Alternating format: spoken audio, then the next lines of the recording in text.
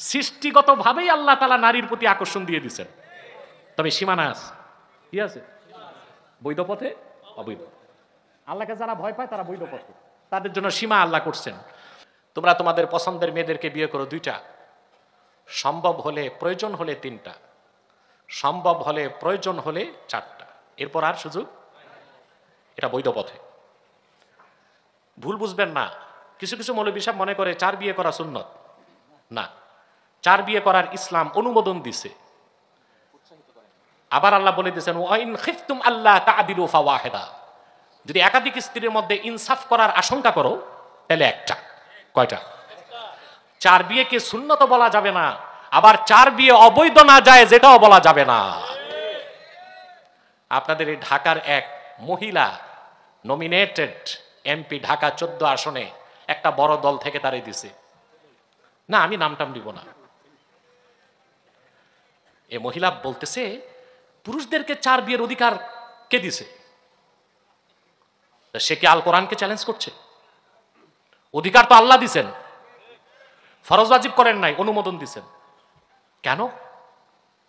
4 বিয়ে সুন্নত না, উৎসাহ দেওয়া হয় নাই, তাকিদ দেওয়া হয় নাই, অনুমতি আছে।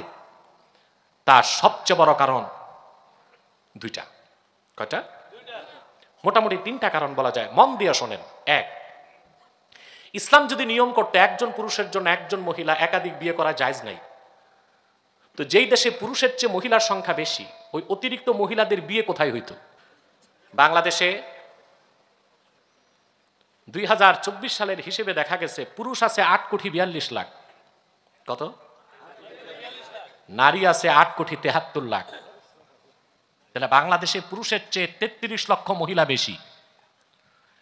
যে মহিলা এমপি ইলেকশন করতে চায় এটা তসলিমা নাসরিনের উত্তরসূরি। তাকে প্রশ্ন করি, অধিকার তো আল্লাহ দিচ্ছেন, সেটা নারীদের কল্যাণে। যদি একটা পুরুষ একটাই মেয়ে বিয়ে করতো, একাধিক বিয়ের অনুমতি না থাকতো, তো তোমার কাছে আমার প্রশ্ন, বাংলাদেশের অতিরিক্ত 33 লক্ষ নারীর বিয়ের ব্যবস্থা কে করবে? বোঝা যায় একাধিক বিয়ের যে ব্যবস্থা আল্লাহ করছেন এটা খুবই যৌক্তিক, বৈজ্ঞানিক, ইনসাফপূর্ণ। বলে 4 বিয়ের অধিকার কে দিয়েছে? দেশে লাখ লাখ পুরুষ থাকতে তোমার রাজনীতি করার অধিকার কে দিয়েছে? এই প্রশ্ন আমরা করি। তোমার বাপ নাই, ভাই নাই, স্বামী নাই, রাজনীতিতে আসছো কেন? সব জায়গায় সমান অধিকার চাও তো সেনাবাহিনীতে যাও। বলেন তো ভাই, পৃথিবীতে কোন একটা রাষ্ট্রের সেনাপ্রধান মহিলা দেখান তো।